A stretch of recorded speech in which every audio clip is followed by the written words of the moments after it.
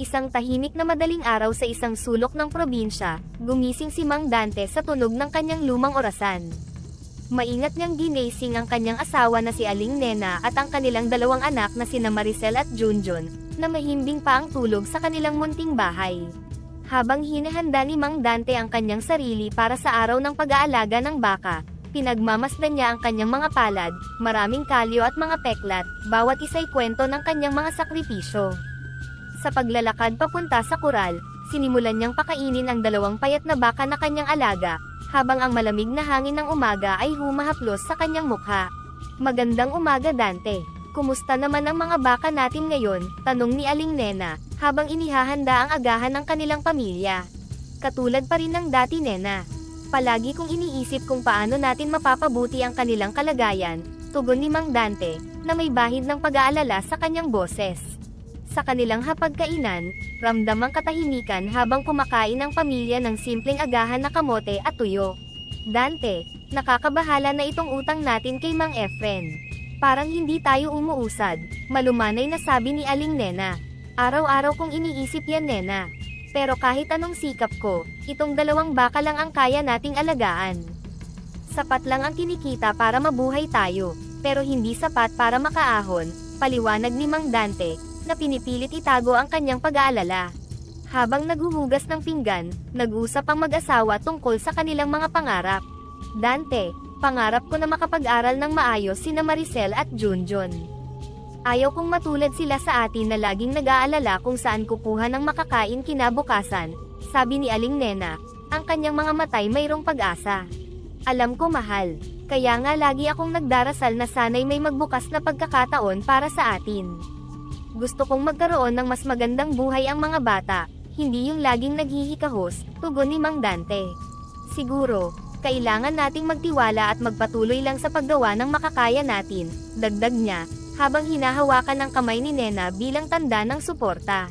Naglalakad pabalik sa kural, pinagnilayan ni Mang Dante ang kanilang sitwasyon. Sa kanyang isipan, palagi niyang iniisip ang kanyang mga anak at ang kinabukasan na gusto niyang ibigay sa kanila. Ang bawat hakbang papunta sa kural ay paalala ng kanyang mga pangarap at ng malalim na pagnanais na mabago ang kanilang buhay. Nang gabing iyon, habang nakatingin sa kalangitan, pinagmasdan ni Mang Dante ang mga bituin, iniisip na bawat isa ay kumakatawan sa isang pangarap na umaasang matupad. Sa kanyang puso, nanalig siya na balang araw, may liwanag na sisikat sa kanilang madilim na buhay. Sa ganitong mga pag-uusap at pagninilay-nilay, makikita ang mabigat na pasanin ni Mang Dante at ang kanyang taimtim na pag-asa para sa kinabukasan, ang pundasyon ng kanilang buhay na malapit ng mabago ng isang hindi inaasahang pagkakataon.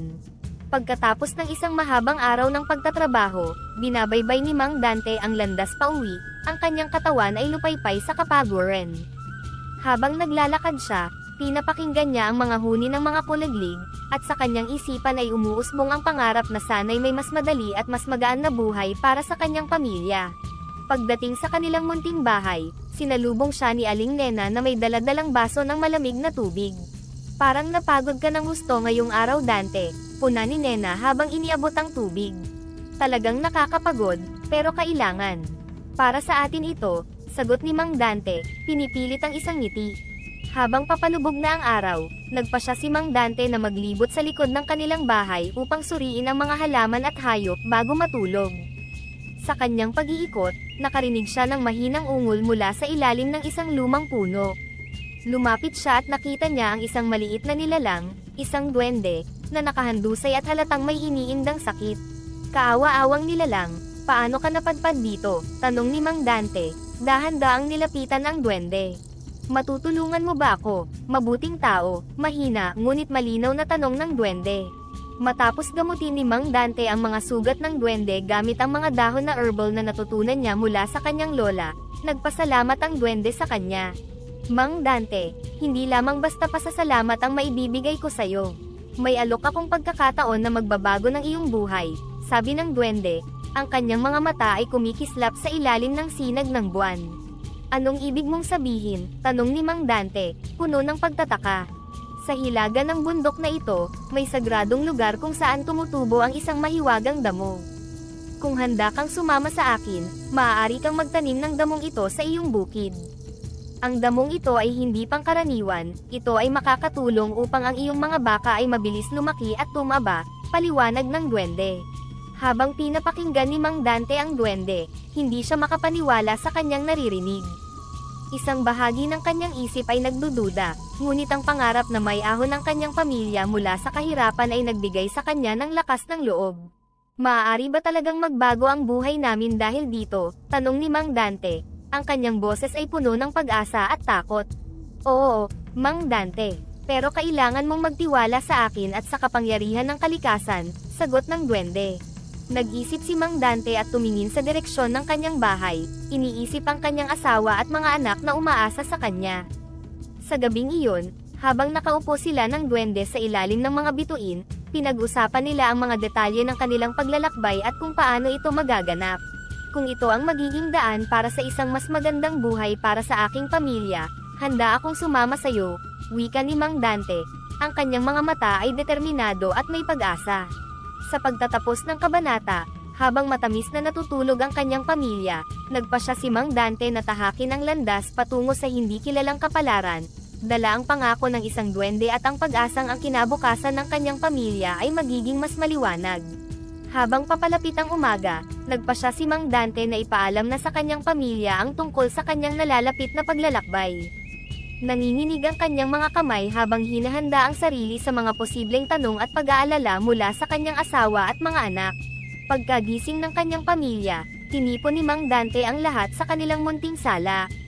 Ang maagang sinag ng araw ay dahan-daang pumapasok sa bintana, nagbibigay ng kaunting liwanag sa kanilang mga mukha. May mahalaga akong sasabihin, panimula ni Mang Dante, tinatago ang kaba sa kanyang boses.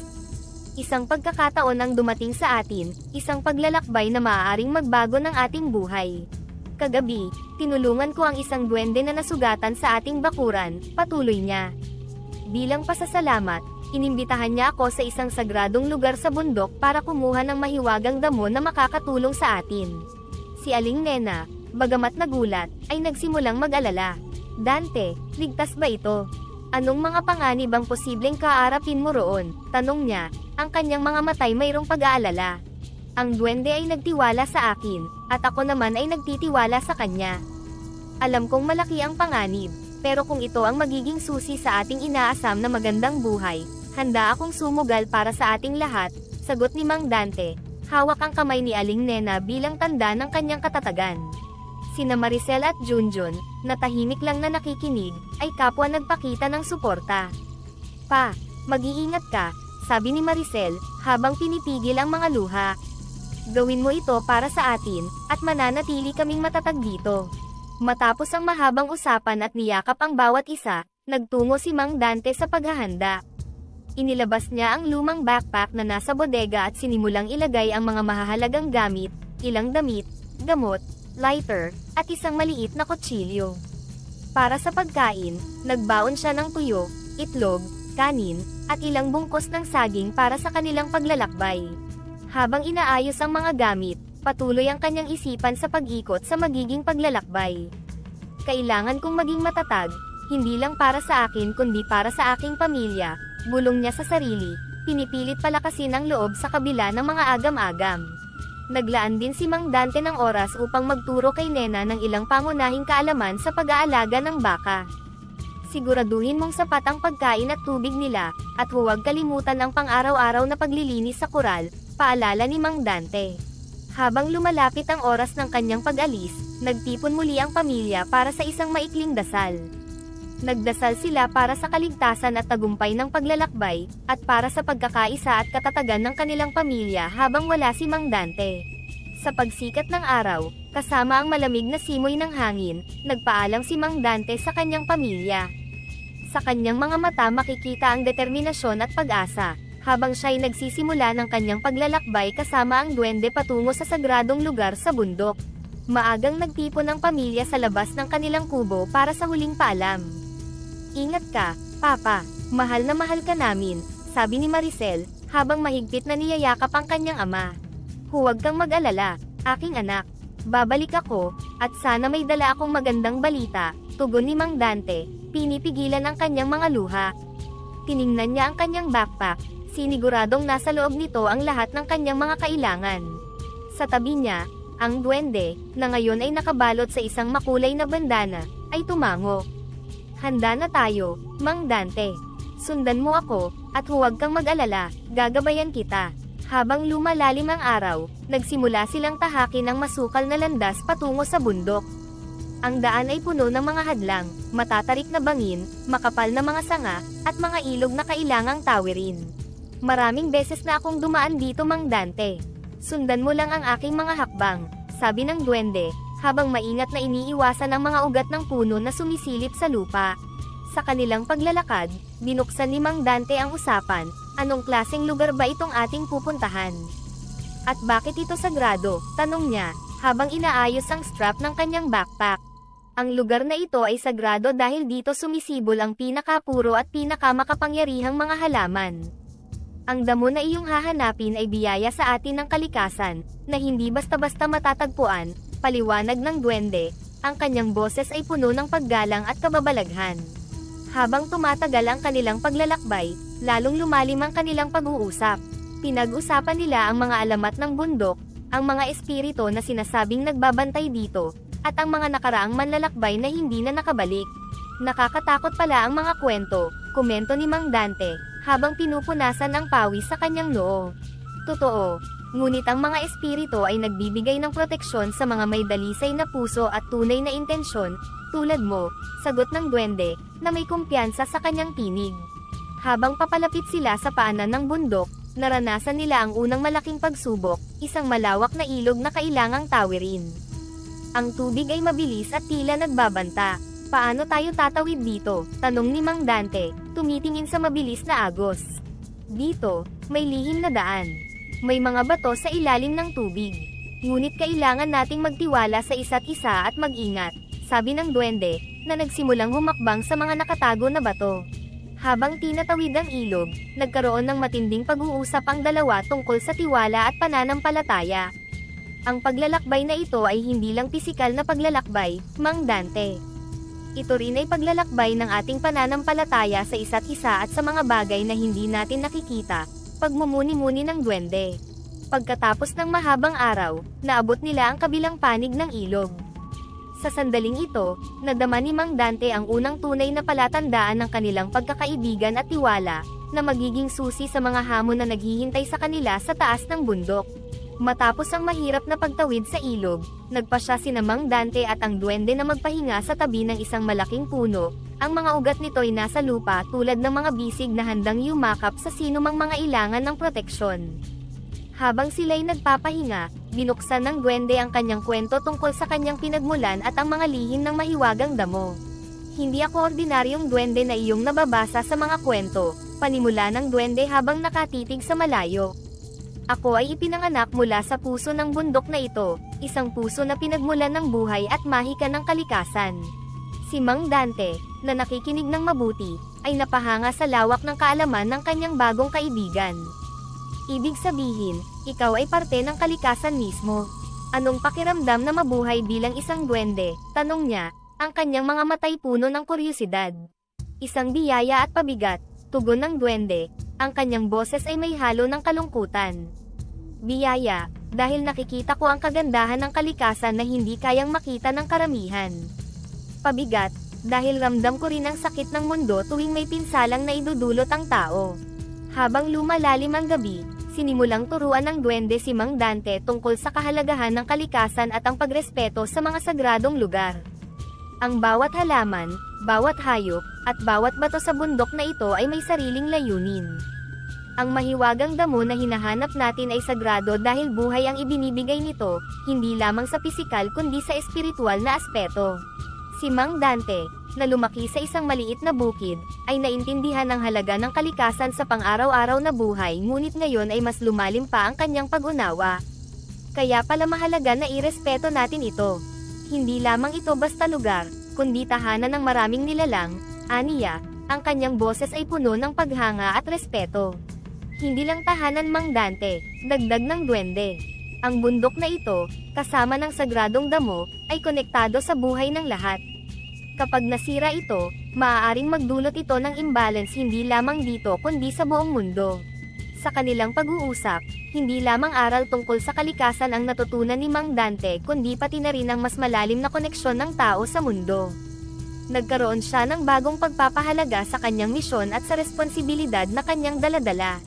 Habang papalapit ang kanilang paglalakbay sa tuktok ng bundok, napuno ang puso ni Mang Dante ng determinasyon at pangako na protektahan ang anumang matutunan niya mula sa paglalakbay na ito. Sa mga mata ng duwende, nakita niya ang isang sinserong pag-asa na ang paglalakbay na ito ay magbibigay ng mabuting bunga hindi lamang para sa pamilya ni Mang Dante, kundi para sa kalikasan na kanilang pinapahalagahan. Matapos ang mahabang paglalakbay sa makapal na kagubatan, sina Mang Dante at ang duwende ay sa wakas ay nakarating sa paanan ng sagradong bundok. Ang malamig na hangin ng bundok ay humihip sa kanilang mga mukha, nagdadala ng bahagyang kaginhawaan matapos ang mahabang paglalakbay. Tumigil si Mang Dante at tumingala, pinagmamasdan ang tuktok ng bundok na natatakpan ng makapal na hamog. Narito na tayo, aniya, ang kanyang boses ay halo ng paghanga at kaba. Oo Mang Dante, ito ang simula ng mas mahirap na bahagi ng ating paglalakbay, tugon ng duwende. Bago tayo umakyat, kailangan nating ihanda hindi lang ang ating mga katawan kundi pati na rin ang ating mga espiritu. Habang inihahanda nila ang kanilang mga gamit para sa pag-akyat, hindi mapigilan ni Mang Dante ang pagkakaroon ng ilang pagdududa. Nakakatakot isipin kung ano ang naghihintay sa atin doon, sabi niya, pahiwatig sa bato-bato at madilim na landas na aakyatin nila. Normal lang ang maramdaman ang takot, sagot ng duwende, na may kaalaman. Ngunit tandaan mo Mang Dante, nakasama mo ako, at gabay ka ng espiritu ng bundok. Bago simulan ang pag-akyat, lumuhad ang duwende sa tabi ng isang maliit na sapa at inanyayahan si Mang Dante na sumama sa kanya. Sinunod ni Mang Dante ang duwende at taimtim na nakinig. Mga espiritu ng bundok, kami po ay humihingi ng inyong gabay at proteksyon, panalangin ng duwende. Ang kanyang mga mata ay nakapikit, at ang mga kamay ay magkasama sa harap ng dibdib. Bigyan niyo po kami ng lakas at karunungan na kailangan upang maisakatuparan ang misyong ito. Sumali si Mang Dante sa panalangin, ipinapangako ko na igagalang ko ang inyong tahanan at lahat ng bagay na iyong ipagkakatiwala sa akin. Tulungan niyo po akong makabalik ng ligtas sa aking pamilya. Matapos ang ilang sandali ng katahimikan, pareho silang tumayo, may bagong lakas at determinasyon na mababakas sa kanilang mga mukha. Ang panalangin ay nagbibigay lakas, Mang Dante. Ngayon, handa na tayong harapin ang anumang pagsubok, sabi ng duwende, may ngiti na puno ng kumpiyansa. Nagsimula silang umakyat, ang bawat hakbang ay pinatatag ng kanilang panalangin at pagsamba. Habang umaakyat, naging mas mahirap ang daan, ang landas ay naging masikip, at ang mga ugat ng puno at malalaking bato ay kailangang akyatin o iwasan. Sa bawat pahinga, ibinahagi ni Mang Dante ang kanyang mga saloobin. Hindi ko akalain na ganito kahirap, aniya, habang hinihingal. Pero nararamdaman kong malapit na tayo, at may kakaibang saya sa puso ko. Ang kasiyahang iyan ay mula sa iyong pananampalataya at pagpupunyagi Mang Dante, sagot ng duwende. Ito ang nagpapalakas sa atin, kahit na sa pinakamahirap na mga sandali. Habang papalapit sila sa tuktok, nagsimula silang makakita ng mga palatandaan ng sagradong lugar, ang mga halaman sa paligid ay nag-iiba ng kulay, nagiging mas matingkad, at ang hangin ay tila nagdadala ng mga bulong ng kalikasan. Ang kanilang pag-akyat ay hindi lamang pisikal na hamon kundi isang espiritual na paglalakbay, pinagtitibay ang kanilang ugnayan at pag-unawa sa sagradong mundong kanilang ginagalawan. Matapos ang kanilang espiritual na paghahanda, sina Mang Dante at ang duwende ay nagpatuloy sa kanilang pag-akyat sa matarik na bundok. Ang bawat hakbang ay tila isang pagsubok sa kanilang katatagan at pananampalataya. Habang sila ay umaakyat, ang landas ay nagiging mas mahirap at mas delikado. Ang mga batong daanan ay napakadulas, at ang makapal na ulap ay nakabalot sa kanilang paligid, nagbibigay ng misteryosong kapaligiran.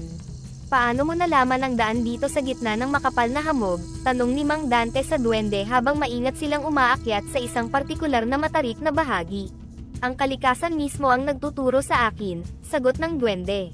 Nararamdaman ko ang daan, parang pagtibok ng puso. Sundan mo lang ako, at huwag kang mawalan ng pag-asa.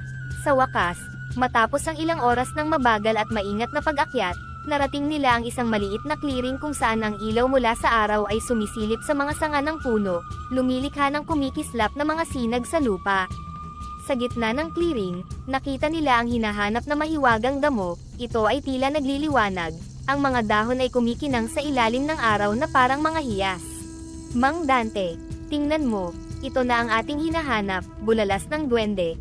Ang kanyang boses ay halo ng kagalakan at paghanga. Ito ang mahiwagang damo, ang damo na magbibigay sa iyo ng pag-asa at kasaganaan. Habang tinitingnan ni Mang Dante ang damo, hindi siya makapaniwala sa ganda at misteryo nito. Hindi ko akalain na totoo pala ito. Ito ay parang panaginip, sabi niya, habang marahang hinahawakan ang mga dahon, takot na baka masira niya ang kagandahan nito. Umupo sila sa tabi ng damo, at dito ipinaliwanag ng duwende ang kahalagahan ng damong ito. Ang damong ito ay hindi lang basta tumutubo. Ito ay pinapalago ng mga espiritu ng bundok, at bawat dahon ay sagrado. Kailangan nating kumilos ng may respeto at pag-iingat. Paano natin ito gagamitin para makatulong sa aking mga baka? Tanong ni Mang Dante. Ang kanyang isipan ay puno ng mga plano at pangarap. Iuuwi natin ang ilang mga damo at itanim sa iyong bukid. Ngunit tandaan mo Mang Dante, na ang kapangyarihan ng damong ito ay dapat gamitin ng may karunungan at hindi para sa sariling kasakiman. Kung hindi, maaari itong magdulot ng kabaligtaran na epekto, paalala ng duwende. Sa sandaling ito, naramdaman ni Mang Dante ang bigat ng responsibilidad na dala ng damong ito. Hindi lamang ito ang susi sa pag-asenso ng kanyang pamilya, kundi isa ring sagradong regalo na may kakayahang magdulot ng malaking pagbabago. Ang kanyang puso ay puno ng pasasalamat at determinasyon na gamitin ito sa tama at makabuluhang paraan. Ang kabanatang ito ay hindi lamang tungkol sa pagkakita sa mahiwagang damo kundi sa mas malalim na pag-unawa ni Mang Dante sa ugnayan ng tao sa kalikasan at sa mga aral na dala nito para sa kanyang buhay. Matapos madiskubre at humanga sa natatanging kagandahan ng mahiwagang damo, naghanda sina Mang Dante at ang duwende para sa isang mahalagang ritual. Ang kanilang mga kilos ay puno ng paggalang at seryosong dedikasyon sa sagradong gawain na kanilang isasagawa. Sa gitna ng liwanag na nakikita sa mahiwagang damo, naglatag ang duwende ng isang bilog na tela sa lupa, simbolo ng pagkakaisa ng lahat ng bagay. Mang Dante, bago natin kunin ang damo, kailangan nating mag-alay ng pasasalamat sa mga espiritu ng bundok, paalala ng duwende habang sinisimulan ang ritual. Inilabas ng duwende ang mga dahon at bulaklak na kanilang napulot sa pag-akyat, inilagay ito sa gitna ng tela bilang alay. Mga espiritu ng bundok, kami po ay nagpapasalamat sa inyong kagandahang loob at proteksyon. Naway tanggapin niyo ang aming munting alay bilang pasasalamat sa inyong biyaya, anang duwende sa malumanay na tono. Sumunod si Mang Dante, nag-aalangan sa simula ngunit puno ng sinseridad. Maraming salamat po sa pagbibigay niyo ng pagkakataong ito sa akin at sa aking pamilya. Nangangako po akong gagamitin ko ang biyayang ito sa tama at makabuluhang paraan. Matapos ang ritual, dahan-daang lumapit si Mang Dante sa mahiwagang damo.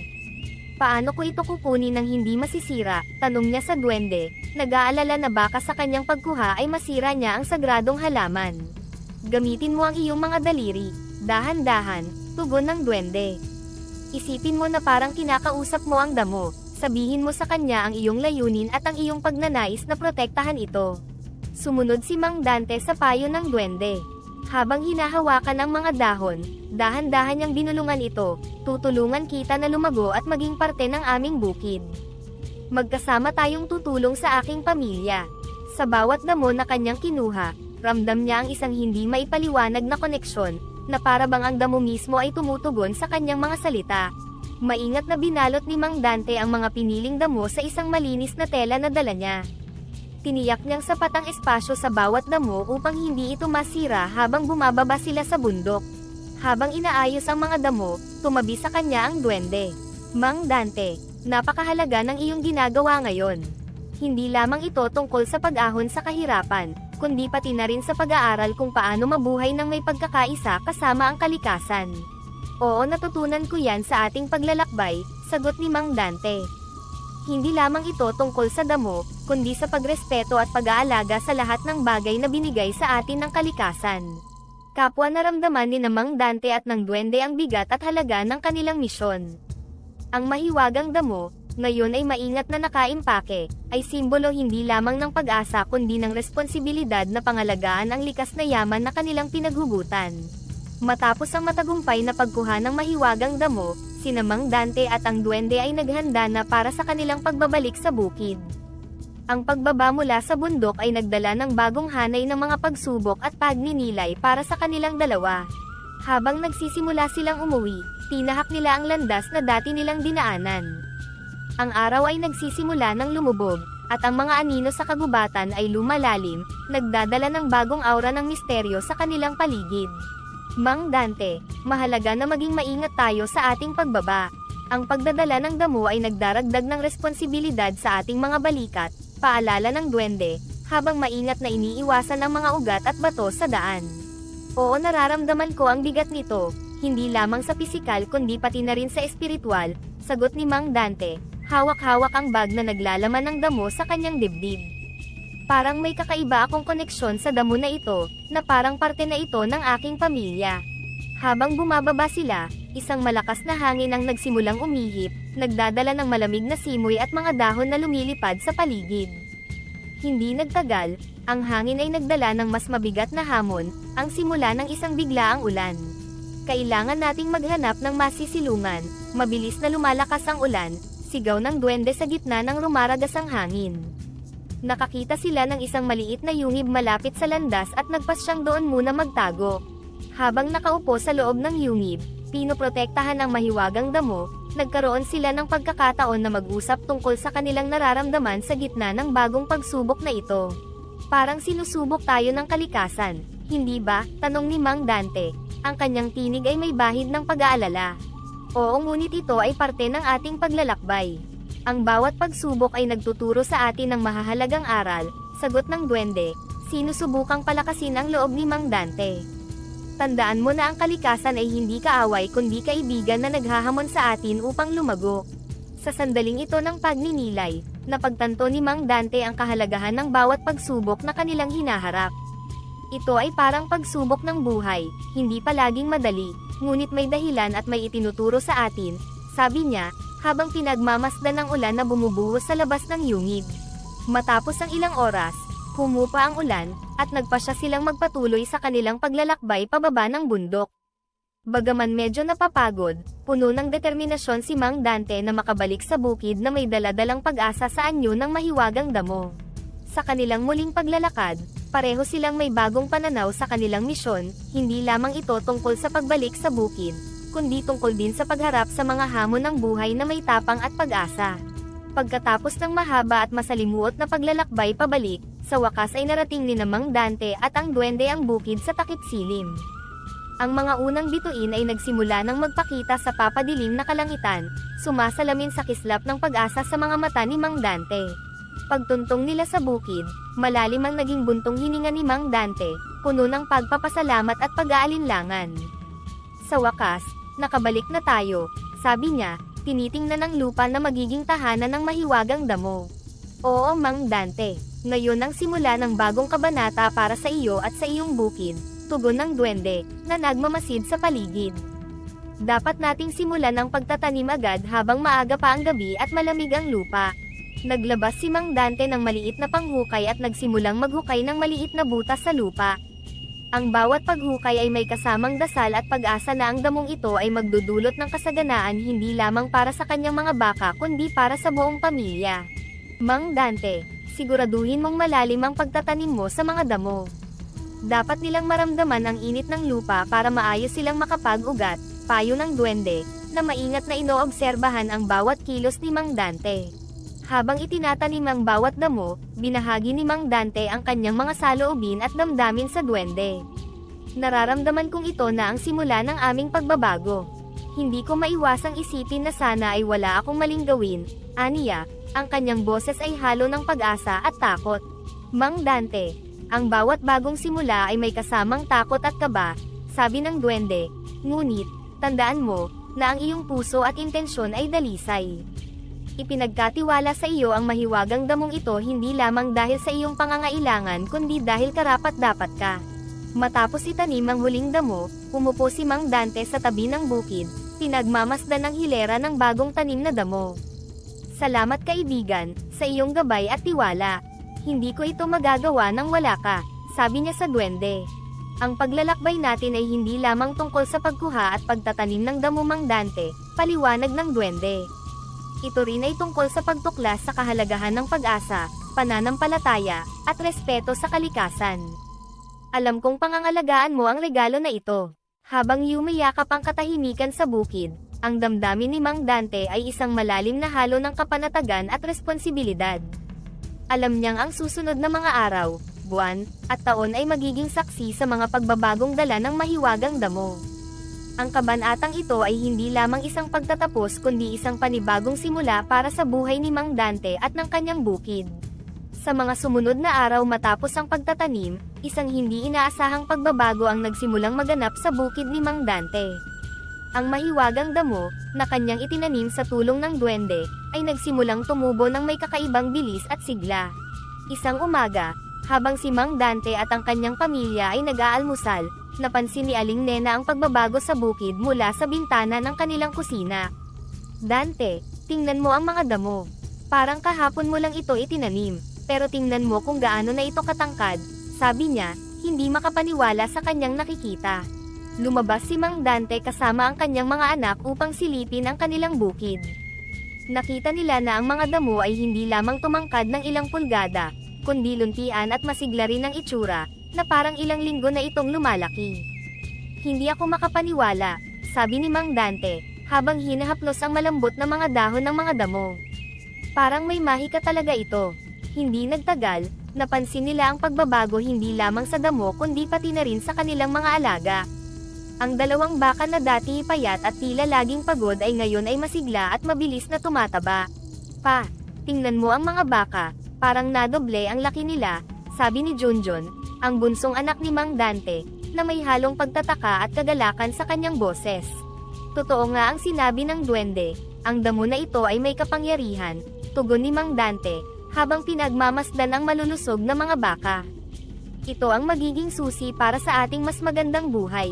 Nang gabing iyon, nagtipon ang buong pamilya upang pag-usapan ang mga pagbabago sa bukid. Umupo sila sa paligid ng hapagkainan, puno ng pag-asa at mga plano para sa hinaharap. "Isipin nyo, kung ganito na ang epekto ng damo sa ating mga baka mas marami pa tayong maalagan at mapaunlad pa ang bukid natin," sabi ni Aling Nena, puno ng optimismo. "Naisip ko na rin yan, Nena. Plano kong bumili ng ilan pang baka, at baka magtayo rin tayo ng bagong kural," sabi ni Mang Dante. Ang kanyang mga mata ay nagliliwanag sa bawat salita. "Huwag nating kalimutan ang utang na loob natin sa kalikasan at sa duwende," paalala ni Maricel, ang panganay na anak. "Kailangan nating siguraduhin na ginagamit natin ang regalo na ito sa tamang paraan." "Tama ka, Maricel. Hindi lang ito para sa atin kundi para rin sa kalikasan. Pangako, gagamitin natin ito ng may respeto at pagmamahal," tugon ni Mang Dante, habang tinitingnan ang bawat isa sa kanilang mga mata, nagpapahiwatig ng kanyang seryosong pangako. Matapos masaksihan ang mabilis na pagtubo ng mahiwagang damo at ang nakakamanghang pagbabago sa kanilang mga baka, nagkaroon ng malalim na pagpupulong ang pamilya ni Mang Dante isang gabi sa kanilang simpleng tahanan. "Kailangan nating pag-usapan kung paano natin pangangalagaan ang regalo na ito," panimula ni Mang Dante, habang nagtitipon sila sa paligid ng lumang lamesa sa kusina. Ang damong ito ay hindi ordinaryo, at maaaring magdulot ito ng hindi inaasahang atensyon kung malalaman ng iba. Si Aling Nena, na laging praktikal sa kanyang mga pananaw, ay sumang-ayon. "Tama ka, Dante. Mahalagang protektahan natin ito hindi lamang para sa ating pamilya kundi para na rin sa kaligtasan ng damo mismo.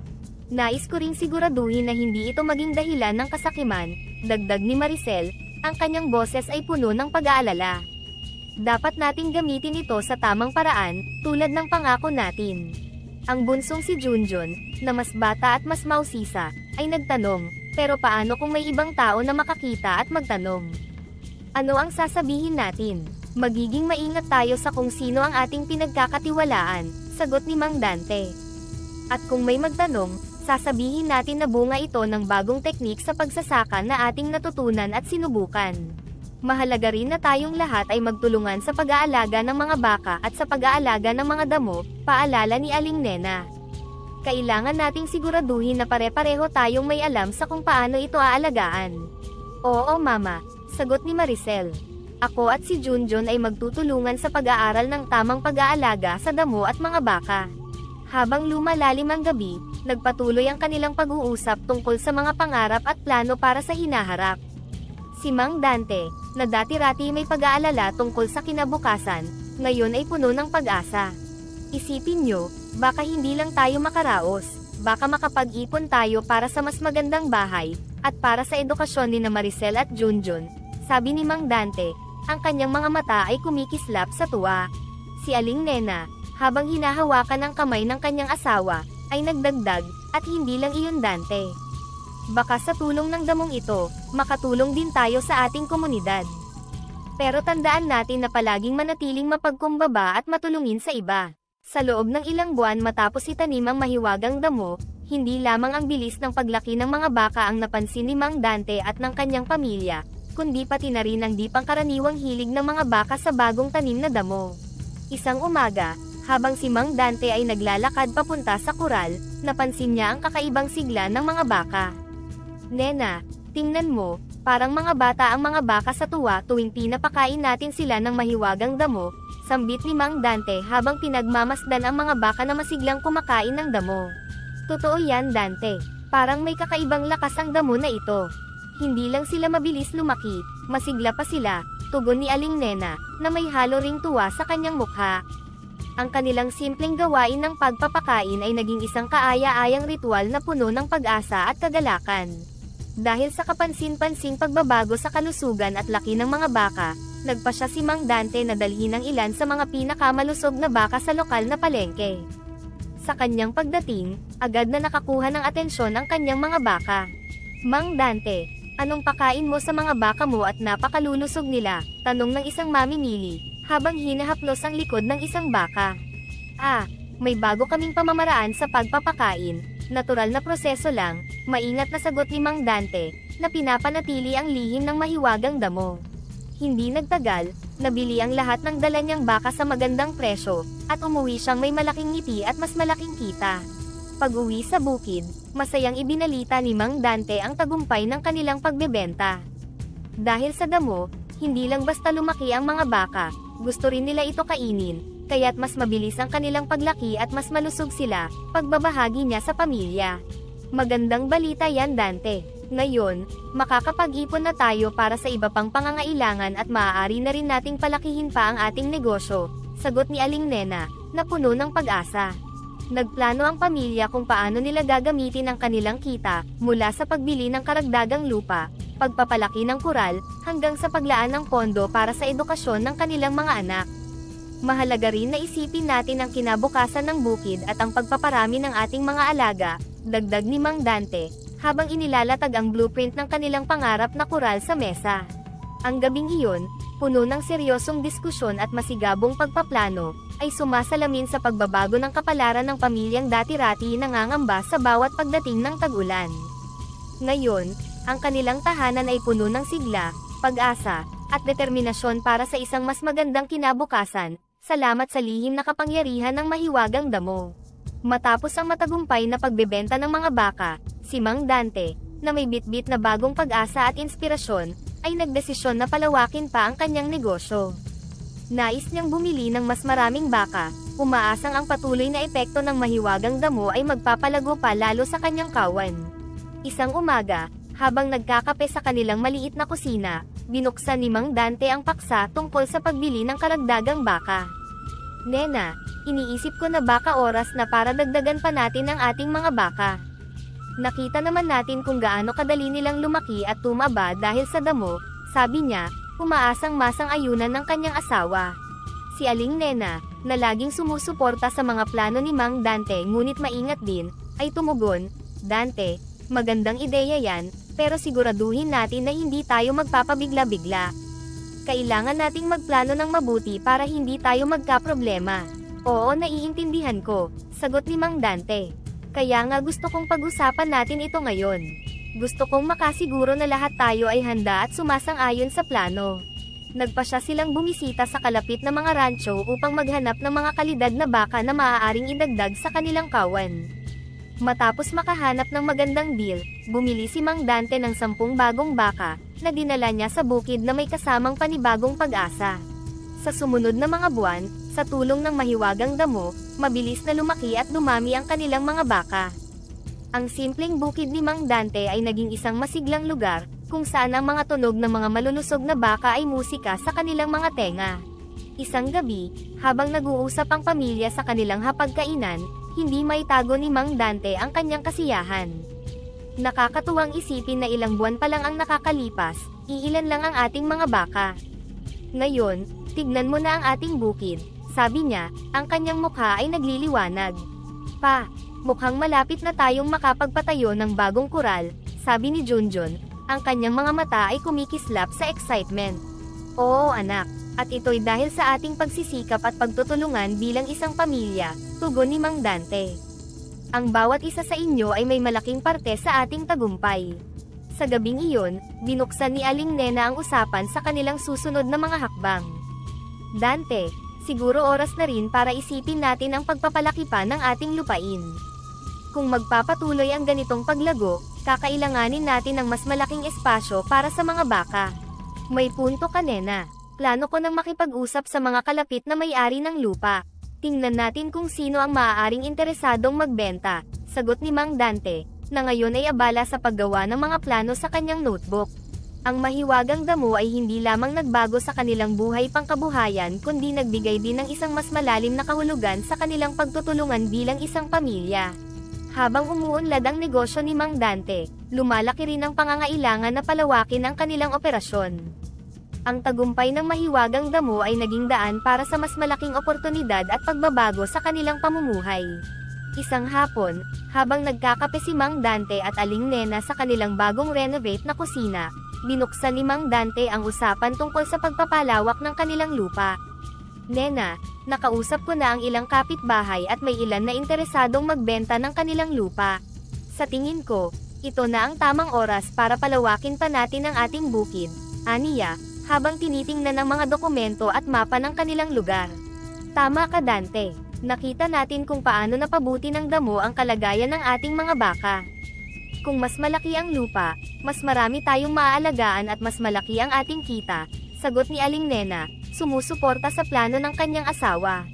Sa isang weekend, naglaan si Mang Dante ng oras para turuan ang kanyang mga anak tungkol sa kahalagahan ng pagsusumikap at pagiging mapagpakumbaba, kahit nasa gitna ng kanilang lumalagong tagumpay. Nagtungo sila sa bukid, kung saan ipinakita ni Mang Dante kay Maricel at Junjun kung paano maayos na pangasiwaan ang mahiwagang damo at ang mga baka. Maricel, Junjun, mahalagang alam ninyo na ang lahat ng ito ay bunga ng matinding pagsisikap, paliwanag ni Mang Dante. Hindi sapat na tayo ay nagtagumpay, kailangan nating panatilihin ang pagiging mapagpakumbaba at hindi kalimutan kung saan tayo nanggaling.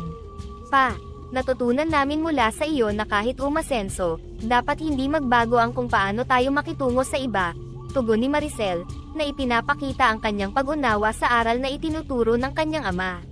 Sa mga sumunod na buwan, unti-unting nagbago ang pamumuhay ng pamilya ni Mang Dante.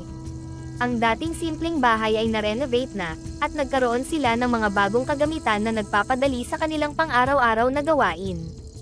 Gayunpaman, sinikap ni Mang Dante at ng kanyang pamilya na hindi mawala ang kanilang koneksyon sa lupa at sa kanilang mga pinagmulan. Isang gabi, habang nakaupo ang buong pamilya sa kanilang bagong sala, nagbahagi si Aling Nena ng kanyang saloobin. Nakakatuwa tingnan kung paano tayo umasenso, pero palagi kong pinapaalala sa sarili ko na ang tunay na yaman ay nasa kung paano natin ito ginagamit para makatulong sa iba. Oo mahal, plano ko ring magtayo ng isang maliit na paaralan dito sa ating komunidad. Para sa mga bata na gusto matuto pero walang sapat na pera pang-aral, dagdag ni Mang Dante, na ngayon ay nag-iisip hindi lang para sa kanilang pamilya kundi para rin sa ikabubuti ng kanilang komunidad. Ang kanilang bagong buhay ay simbolo ng pag-asa, hindi lamang para sa kanilang sarili kundi para sa lahat ng nakapaligid sa kanila. Habang lumalawak ang lupain ng pamilya ni Mang Dante, nagpasya rin silang mag-invest sa iba't ibang lahi ng baka upang mas maunlad pa ang kanilang negosyo. Mula sa simpleng pagsisimula, ang kanilang bukid ay unti-unting naging isang pangunahing sentro ng agrikultura sa rehiyon. Kailangan nating mag-diversify, Nena. Hindi lang Brahman, kundi pati na rin Angus at Wagyu. Ito ang mga lahi na mataas ang demand sa merkado, paliwanag ni Mang Dante habang tinitingnan ang mga katalog ng baka mula sa iba't ibang supplier. Si Aling Nena, na palaging kasangga sa bawat hakbang, ay sumang-ayon sa plano. Magandang ideya yan, Dante. Mas magiging matatag ang ating negosyo kung magkakaroon tayo ng iba't ibang lahi. Mas maganda rin ang ating alok sa merkado. Nagdesisyon silang kumuha ng mga eksperto sa pagsasaka at hayupan upang matiyak na ang bawat lahi ay maayos na maalagaan. Dahan-dahan, ang kanilang bukid ay napuno ng iba't ibang uri ng malulusog baka. Sa paglipas ng mga buwan, ang pagsisikap ng pamilya ni Mang Dante ay nagbunga ng higit pa sa inaasahan. Ang kanilang kawan ng baka ay lumago ng malaki, at nagsimula silang makilala bilang isa sa pinakamalaking breeder at supplier ng baka sa bansa. Ang dami na nating baka. Iba't ibang kulay at hugis, masayang sabi ni Junjun, habang tinutulungan ng kanyang ama sa pagpapakain sa mga bagong baka na Wagyu. Totoo yan anak, at lahat ng ito ay bunga ng ating pagtutulungan at pagmamahal sa ating ginagawa, tugon ni Mang Dante, puno ng pride at kasiyahan sa kanilang naabot. Isang hapon, sa kanilang bagong renovate na opisina sa bukid, nakipag-meeting si Mang Dante sa mga kinatawan ng isang corned beef company. Kasama niya si Aling Nena, nakatuwang niya sa pagpapalakad ng bukid. Mang Dante, batid namin ang mataas na kalidad ng inyong mga baka, lalo na ang Wagyu, at interesado kaming makipagnegosyo sa inyo, sabi ng isang kinatawan, habang pinapakita ang mga dokumento ng kanilang proposal. Si Mang Dante, na bahagyang kinakabahan ngunit determinado, ay tumugon, nagagalak kami na kinikilala ninyo ang kalidad ng aming alaga. Handa kaming pag-usapan ang mga detalye ng kontrata, pero nais naming matiyak na mapapanatili ang kapakanan ng aming mga baka. Pagkatapos ng pagpupulong, nagtipon ng pamilya upang pag-usapan ang potensyal na kasunduan. Nais ni Mang Dante na marinig ang mga pananaw ng kanyang pamilya bago gumawa ng anumang desisyon. Ano sa palagay ninyo? Malaki ang magiging epekto nito sa ating bukid, tanong ni Mang Dante. Seryoso ang tono habang nakaupo silang lahat sa paligid ng hapagkainan. Si Maricel, na palaging may malasakit sa sustainable practices, ay nagbigay ng kanyang opinyon, importante na siguruhin natin na hindi maapektuhan ang ating mga sustainable methods. Ayaw natin na mawala ang kalidad na pinaghirapan natin dahil lang sa dami ng demand. Oo, anak, tama ka. Hindi natin isasakripisyo ang kalidad at ang kapakanan ng ating mga baka para lang sa kita. Sagot ni Mang Dante, tinitiyak na ang kanilang mga prinsipyo ay mananatiling buo. Si Aling Nena, bilang suporta sa kanyang asawa, ay nagdagdag, kailangan nating isipin kung paano ito makakaapekto hindi lang sa atin kundi sa buong komunidad. Marahil ay makakatulong ito na magbigay ng trabaho sa ating mga kapitbahay. Matapos ang mahabang usapan at maraming pagninilay, nagdesisyon ang pamilya ni Mang Dante na tanggapin ang alok, ngunit sa kondisyon na magkakaroon sila ng malaking kontrol sa pag-aalaga ng mga baka upang matiyak na mapapanatili ang mataas na kalidad, at etikal na pamamaraan ng produksyon. Sa desisyong ito, hindi lang pamilya natin ang makikinabang kundi pati na rin ang ating komunidad. Magkakaroon ng dagdag na trabaho, at mas marami tayong matutulungan, sabi ni Mang Dante, puno ng pag-asa at determinasyon. Sa pamamagitan ng kanilang pagpapalawak ng negosyo at pakikipagtulungan sa isang malaking kumpanya, nagbukas sila ng bagong yugto ng oportunidad na magdadala ng masaganang buhay para sa marami, habang pinapanatili ang kanilang mga prinsipyo at pagmamahal sa lupa. Sa pagtatapos ng mahabang taon ng pagpupunyagi at pagbabago, ang pamilya ni Mang Dante ay nakaharap sa isang masaganang hinaharap, salamat sa kanilang sipag, dedikasyon, at sa mahiwagang tulong ng duwende. Sa kanilang bagong tahanan, mas malaki at komportable kaysa dati, nagtipon ang pamilya ni Mang Dante sa veranda, tinatanaw ang lumubog na araw na nagpapahiwatig ng pagtatapos ng isang araw at ang pagsisimula ng bago. Alam nyo, mga anak, sa bawat paglubog ng araw, naaalala ko kung gaano tayo kapalad at kung gaano karaming posibilidad ang naghihintay pa para sa atin, panimulang sabi ni Mang Dante, humihigop ng kape habang katabi ang kanyang pamilya. Si Aling Nena, na palaging nagsisilbing ilaw ng tahanan, ay sumagot, totoo iyan Dante. Dati-rati pangarap lang natin ang mga ito, ang magandang bahay, ang lupa, ang malusog na mga baka. Ngayon, ito na ang ating realidad. Sina Maricel at Junjun, parehong mas matanda at mas may pangunawa na, ay nagpahayag din ng kanilang pasasalamat at pag-asa. Salamat dahil hindi ka sumuko. Salamat dahil itinuro mo sa amin na ang pagsisikap ay laging may magandang bunga, sabi ni Maricel, puno ng emosyon. Alam nyo ba, Kung hindi dahil sa tulong ng duwende, hindi sana tayo narito ngayon, paggunita ni Mang Dante. Ang damo na bigay niya ang nagbago ng lahat para sa atin. Kailanman, hindi natin dapat kalimutan ang utang na loob natin sa kanya at sa kalikasan. Paano natin masusuklian ang kabutihang iyon? Tanong ni Junjun, na laging nagnanais na gawin ang tama. Patuloy tayong maging mabuting tagapangalaga ng lupa at ng mga nilalang dito. At ituro natin sa iba ang halaga ng paggalang sa kalikasan, tulad ng paggalang natin sa duwende at sa kanyang regalo, sagot ni Mang Dante, na may pagninilay. Sa kanilang maliit na komunidad, naging kilala ang pamilya ni Mang Dante hindi lamang dahil sa kanilang tagumpay sa negosyo kundi dahil na rin sa kanilang pagtulong sa kapwa. Nagsimula silang magbigay ng scholarship sa mga bata, nagtayo ng training centers para sa sustainable farming, at nanguna sa mga community projects. Sa bawat tagumpay na ating nakakamit, huwag nating kalimutan na ibalik ang biyaya sa ating komunidad. Ito ang tunay na sukatan ng ating tagumpay, paalala ni Mang Dante sa kanyang pamilya. Habang lumalalim ang gabi, ang pamilya ni Mang Dante ay puno ng pag-asa at determinasyon na ipagpatuloy ang kanilang mabuting gawain. Ang kanilang buhay, na minsan ay puno ng kawalan ng katiyakan, ay ngayon ay isang saksi sa kung paano nagbubunga ang kabutihan, pagsisikap, at pagkakaisa.